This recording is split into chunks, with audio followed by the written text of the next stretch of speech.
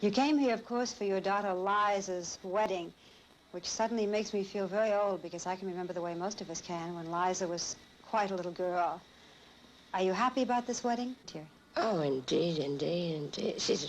He's a marvelous boy, you know, Peter Allen, and she's a lovely lady. She's not a child, and they've been engaged for over 2 years, and it's very, I'm just terribly happy, terribly proud. Did you cry? No, I thought I was going to, and then I was so happy, I didn't feel like crying at all. Did you give Liza any advice about marriage? No, I don't think so. I don't think I can qualify because I have not been too successful myself about marriage, just in my children. But the thing is, she is a wise girl and she's very in love, and he's a very lovely guy who's mad about her, and you can't ask for more than that. I was reading a quote recently, and you said, I wish people would stop talking about my comebacks and my unhappiness. I have had so many happier days. I have so many happy days now. Do you recall saying this? It was just in the paper recently. Well, that's true, you know. I've had, maybe it will distress a lot of people, but I've had an awfully nice life. I really have had. I think it will surprise a lot of people who kind of like to think of you as a... Tragedy. You know, the poor little rich girl. Never rich, well, just not poor. That, but, you know, in the same and sad. And the woman who had everything and yet, you know, wasn't happy. What are the things that bring you I don't even have to ask you. I was going to say, what are the things that bring you so much happiness today, and you're hugging one of them right now? Well, first of all, my two friends here, myself, my oldest daughter, my son-in-law, my future, my past, my present, and my audiences. And that ain't bad. No, it's not bad. And I count myself among those of your audience who love you so much, so I'm doing this interview with great joy for me. Thank you, Barbara. Looking forward to being a grandmother? That's going to happen one of these days. Can't wait. Really? I can't wait. I want her to have a baby immediately, and then she can see the baby for only 25 minutes, and I'll be a babysitter. I love it. If you hadn't been an actress, if you can imagine being anything else but an actress, what do you think you might have wanted to be? Happily married, and just a nice lady. Do you think it's possible to be an actress and be happily married? Well, I don't think anybody who married me thought so, but I think it's possible. I don't see any reason, but I think it's probably a little difficult. It seems that every man I've ever met, they sort of, well, they know that I'm Judy Garland when they start to go with me, and then the minute they sort of get entangled with me, they say, you know how difficult it is to be. Well, why didn't they think of that before they, you know, took me out the first time? I don't know. I don't think I'm that difficult to you. It doesn't seem, it hasn't been too rough on. No. But at any rate, I would like that. I'm a good cook, by the way, and I think you can vouch for that. Say something. Yes. No fair. She makes the best shepherd's pie. Shepherd's pie, they like, yes. That's a pretty good recommendation. Do you want to get married again? You're talking to Joe? I'm talking to you. Joe hasn't been married yet. He got the bridal bouquet at the wedding Yes, twice. he did. What do you think you do? Is it something that's... I don't want to rush into it, no. I think I was married the first time when I was 6 months old, it seems to me. No, I'm not anxious to get married again. I don't see any necessity for that, unless you got somebody in mind. Gee, I don't know. You seem awfully nice. I'm going to look around. Do you enjoy being recognized? Well, I'm sure there's hardly a place you can go to where you're not. I don't like it too much. I wouldn't, it's just sometimes a lack of privacy. It's hard to just grow up in the public eye, and I'm a terrible eavesdropper. I love to eavesdrop and peek through keyholes, and I've never peeked through one keyhole without finding somebody looking back at me. It's terrible. What are you the least tolerant of these days? The least tolerant, I'm the least tolerant of any more lies or foolishness in print or spoken about me. And I think people should stop. I've never done anything. The only mistake I ever did, the only harm I ever did was sing Over the Rainbow. So I don't think that I should get any more than a traffic ticket for that. But to be called anything that is not true, I don't like it. I really have gotten to the age where I rebel, and I'm going to hit back.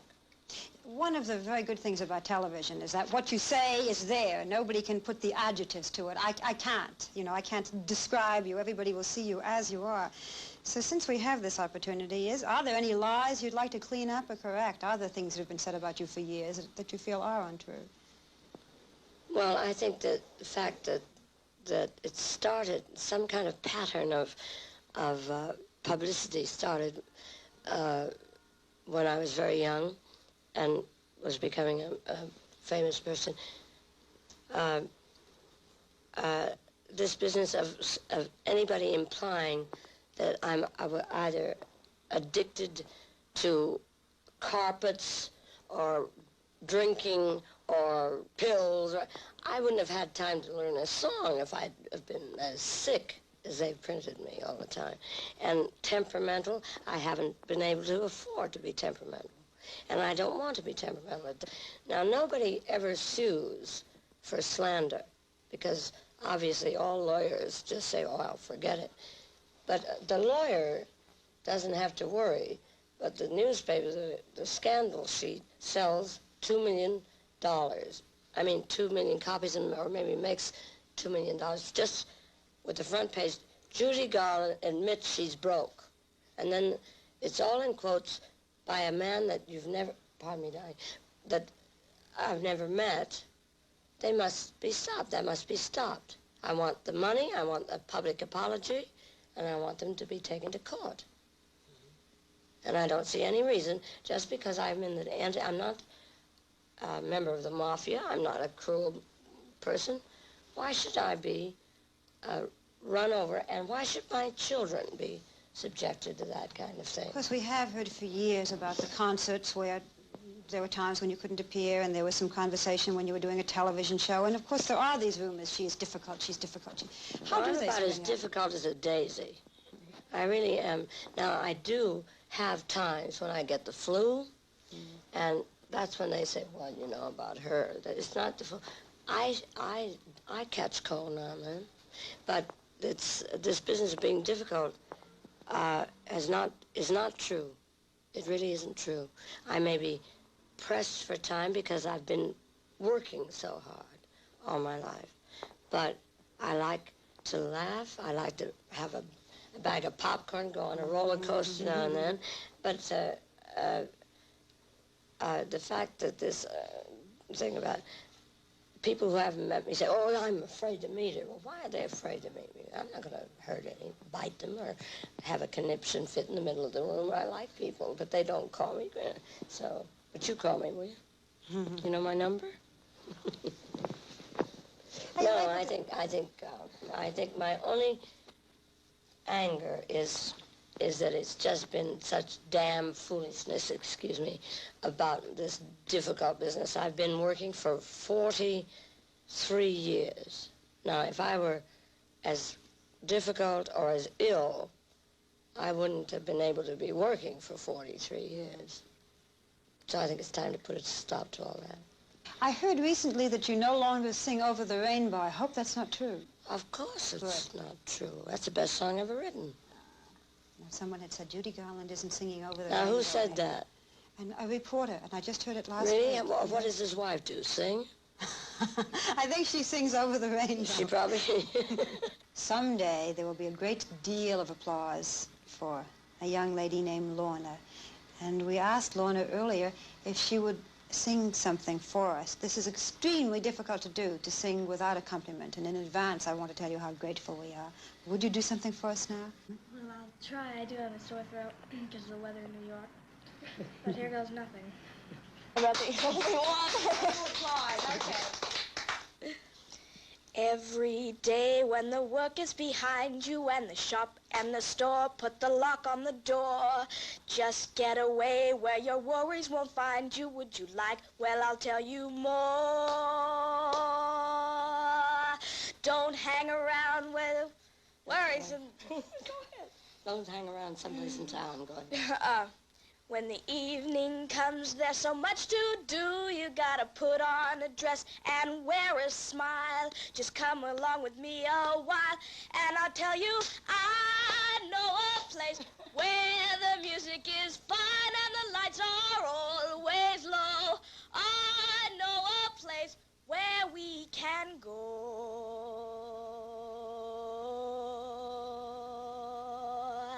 At the door, there's a man who will greet you. Then you go downstairs to some tables and chairs. Soon, I'm sure you'll be tapping your foot because the beat is the greatest there. All around there are girls and boys. It's a swinging place, a cellar full of noise. It's got an atmosphere of its own somehow. Just come along with me a while, and I'll tell you, I know a place where the music is fine and the lights are always low. I know a place where we can go. I know a place where we can go. I know a place where the lights are low. I know a place where we can go. Brilliant, Lord. Lorna, you are wonderful, and I thank you. Say, I must say, you're terribly good. That's wonderfully marvelous. There was no... This is one time it isn't motherly proud. You are Thank you. Yeah. Everybody applaud now. And may we applaud you too, Judy Garland. It's been a wonderful interview today. I'm so pleased to have had the opportunity to talk with you. I'm so impressed. Thank you, Joe, as well. You're welcome.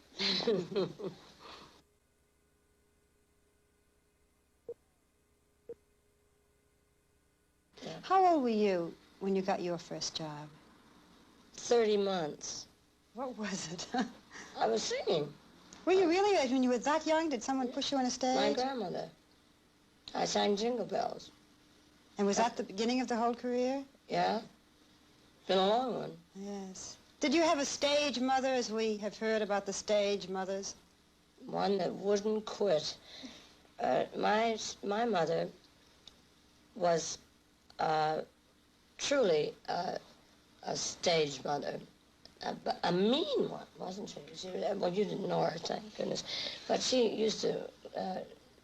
she was very jealous because she had absolutely no talent. Now she's going to knock my ear over. My mother was... You know, my mother died, and she... Whenever I talk about her, and I should because she was so wicked, but whenever I start to talk about it, she inevitably knocks one earring off, so she's still around, so now, Mother, you behave yourself. She would sort of stand in the wings when I was a little girl, and if I didn't feel good, if I was sick to my tummy, she'd say, you get out and sing or I'll wrap you around the bedpost and break you off short. So I'd go on and sing. When you look back at your childhood, should I forget the whole period? No, it's all right.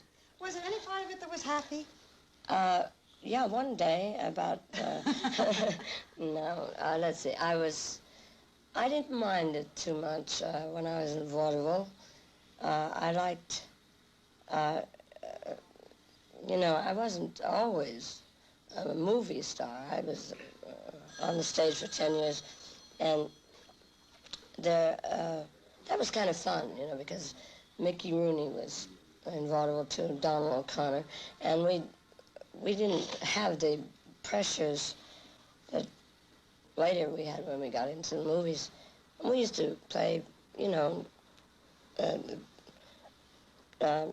tag or whatever, backstage. Sometimes we'd run into the wings because it was always dark because we were in kind of rotten vaudeville where they ran movies and then threw 5 acts of vaudeville on in between a movie, and then they'd run the movie again, another show. We did 19 shows a day, but I liked that better.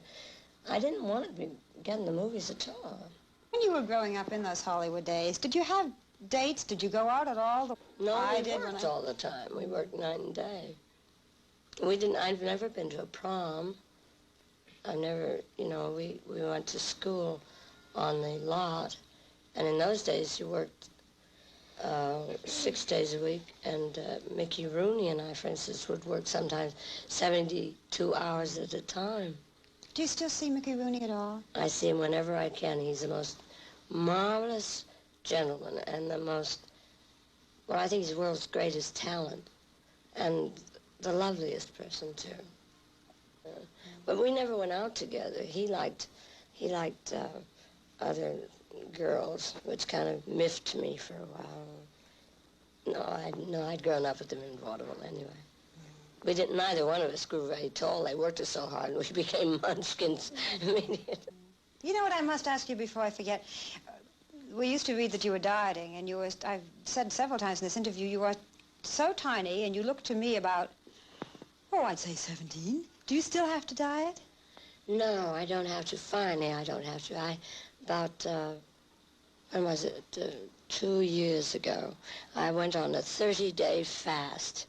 I fasted without vitamins or anything. I just had a cup of tea in the daytime and a cup of tea in the evening.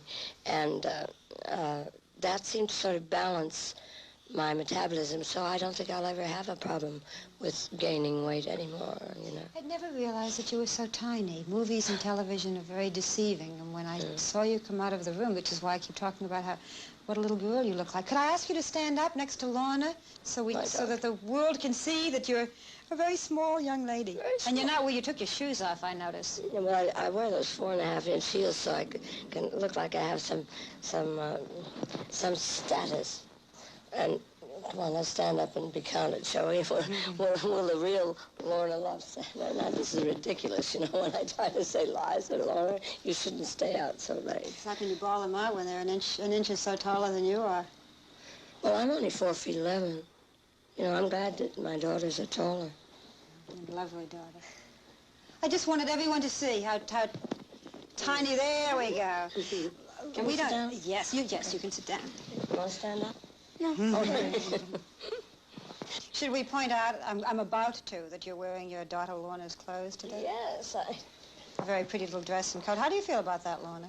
Well, we wear the same size clothes, but I can't fit into Mama's clothes, but she can fit into mine, and when I get a dress, I usually get 2. We all remember The Wizard of Oz with so much joy, and it's such a happy picture. Was it happy for you to make it? I enjoyed it very much, and I enjoy it today. I think you and I looked at it last time. I wondered. I was going to ask you, Lorna, what did you think of it? Oh, I just love it. I sit there and it's just, it's a classic, it'll never die. Do you feel as if you're looking at your mother? Oh, yes.